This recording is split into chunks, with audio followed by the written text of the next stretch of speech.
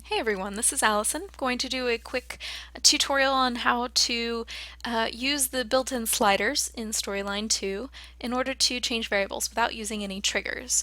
So this is something that is very cool and easy to do. I also had one on using sliders to change states of an object. So if you don't know how to do that, and you'd like to check that out, I just completed that screener as well. So you can see here we have two sliders, and this slider controls variable number 1. You can see it moving there in steps of 1. And this slider controls variable number 2, which you can see moving there in steps of 1/2. And the sum here is responsive, right? We'll also have a little bonus on how to create that sum. Alright, so let's go ahead and build out this slide together. First thing you need to do is insert your sliders, and they're here under the controls panel under sliders. There's several different types. We'll just go with this one for now, and we'll create a second one there.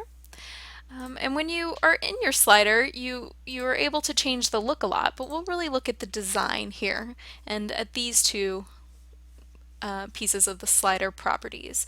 These are the parts that really allow you to dictate how the slider functions. So you can give it a start number. So let's say we want to constrain our first variable to be between 5 and 15, and we want it to step every in intervals of 1. So we want our increments to be. We can change the name of this variable so that it is variable number 1.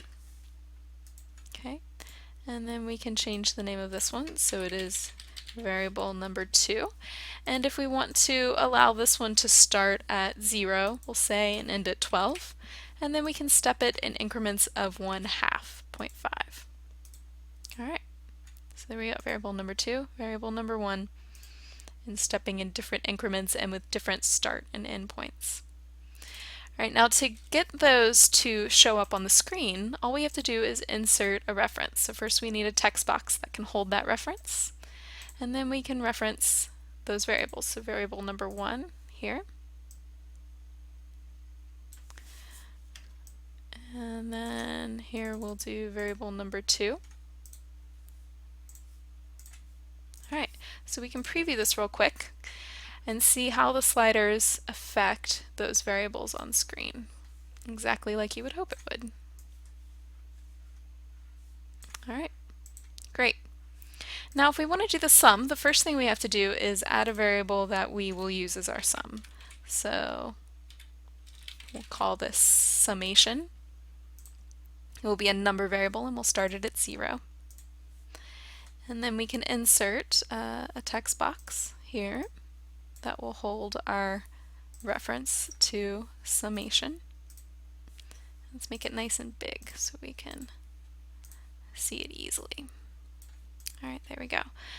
So in order to make summation reactive to the changes in variable 1 and variable 2, we need a few triggers. And what we want to do is we want to allow summation to calculate every single time either one of these sliders is moved. So anytime you move slider 1, you want to set it equal to variable 1 and then add variable 2. And every time you move slider 2, you'll set it equal to variable 1 and add variable 2. So that's what we're going to do real quick. So we're going to adjust variable, summation. We're going to set it equal to variable number 1 whenever our slider moves. And I don't know if you can see that, if it's out of the screen. So we're going to say whenever slider moves here. Which slider? Slider 1. And it doesn't matter what condition here. We don't care what the value of slider 1 is. Every single time it moves, we want it to adjust that variable. Okay. So then we want to adjust summation again by adding variable number 2 again when slider 1 moves every single time. So now every time slider 1 moves, it's set equal to variable 1 and variable 2 is added to it to give us the sum.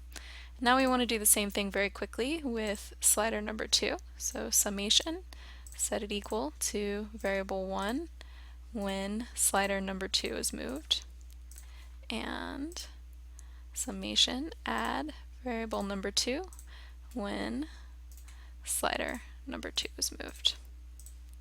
And that gives us our final product.